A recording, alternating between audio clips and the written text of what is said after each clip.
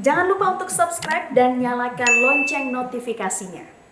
Di tengah ketidakpastian yang masih akan membayangi ekonomi tahun 2022, pemerintah mematok pertumbuhan ekonomi di kisaran 5–5,5%. Angka ini lebih rendah dari kesepakatan antara pemerintah dengan Badan Anggaran pada awal Juli yang lalu.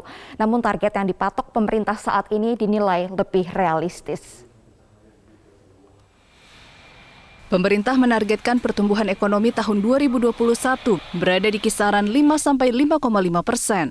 Dalam pidato nota keuangan rancangan Undang-Undang Anggaran Pendapatan Belanja Negara (RUU) tentang APBN 2022, Presiden Joko Widodo menyebut meski masih akan dibayangi ketidakpastian, pemerintah akan mengupayakan untuk dapat mencapai pertumbuhan ekonomi hingga 5,5%.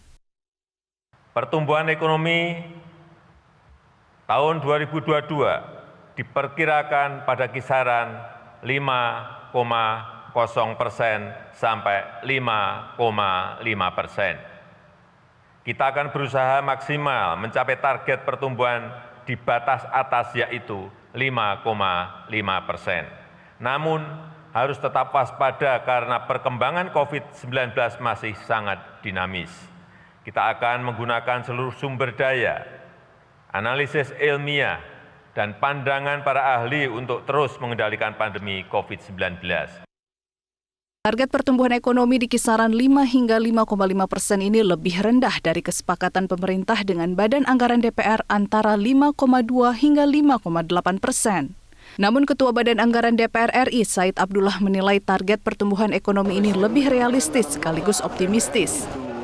Pertumbuhan 5–5,5 itu adalah optimis realistis. Karena kondisi ini memang di tengah ketidakpastian yang sangat tinggi, itu harus kita sadari bersama.